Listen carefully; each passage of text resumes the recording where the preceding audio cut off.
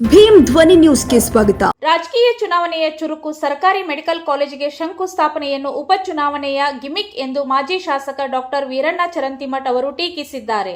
ನಗರದಲ್ಲಿ ನಡೆದ ಸರ್ಕಾರಿ ಮೆಡಿಕಲ್ ಕಾಲೇಜು ಶಂಕುಸ್ಥಾಪನೆ ಕಾರ್ಯಕ್ರಮವನ್ನು ಡಾಕ್ಟರ್ ವೀರಣ್ಣ ಚರಂತಿಮಠ್ ಅವರು ತೀವ್ರವಾಗಿ ಖಂಡಿಸಿದ್ದಾರೆ. ಇದು ಉಪಚುನಾವಣೆಯ ರಾಜಕೀಯ ಗಿಮಿಕ್ ಮಾತ್ರ ಎಂದು ಅವರು ಆರೋಪಿಸುತ್ತಿದ್ದಾರೆ. ನಿಜವಾದ ಅಭಿವೃದ್ಧಿಗೆ ಬದಲಾಗಿ ಚುನಾವಣೆಗಾಗಿ ಮಾತ್ರ ಎಂದು ಟೀಕೆ. ಮತ್ತೆ 23ಕ್ಕೆ ಅಧಿಕಾರಕ್ಕೆ ಬಂದರು. 23 ಹೋಯ್ತು, 24 ಹೋಯ್ತು, 25ರ ಬಜೆಟ್ನಾಗ ಅನೌನ್ಸ್ ಮಾಡಿದ್ರು. ಒಂದು ವರ್ಷದ ನಂತರ ಅದನ್ನಿಲ್ಲೇ ಅಡಿಗಲ್ಲಿ ಹಾಕಕ್ಕೆ ಬಂದಾರ. ಅದು ದುಡ್ಡು ಎಲ್ಲಿದೆ ರಾಜೀವ್ ಗಾಂಧಿ ಯೂನಿವರ್ಸಿಟಿಯಿಂದ ತಗೋಬೇಕಂತ ಅವ್ರು ಕೊಡ್ಬೇಕಲ್ಲ. ರಾಜೀವ್ ಗಾಂಧಿ ಯೂನಿವರ್ಸಿಟಿ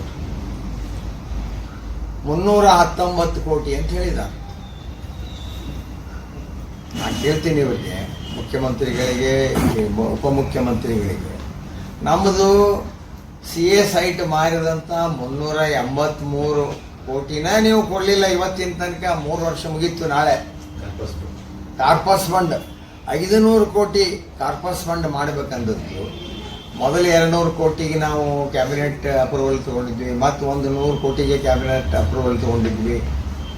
500 ಕೋಟಿ ಕಾರ್ಪಸ್ ಫಂಡ್ ಇಟ್ಟು ದಿನನಿತ್ಯ ಈ ಸಿಟಿ ಮೇಂಟೆನೆನ್ಸಿಗೆ ಆ ಅಮೌಂಟನ್ನು, ಅದೇನು ಸರ್ಕಾರದಿಂದ ತಂದಂಥ ದುಡ್ಡಲ್ಲ, ಇಲ್ಲೇ CA ಸೈಟ್ ಮಾರಿದಂಥ ದುಡ್ಡು, ಆಕ್ಷನ್ ಮಾಡಿ ಬಂದಂಥ ದುಡ್ಡನ್ನು 383 ಕೋಟಿ ತಗೊಂಡು ಹೋಗಿ ಇವತ್ತಿನ ತನಕ ವಾಪಸ್ ₹1 ನೀವು ಕೊಟ್ಟಿಲ್ಲ.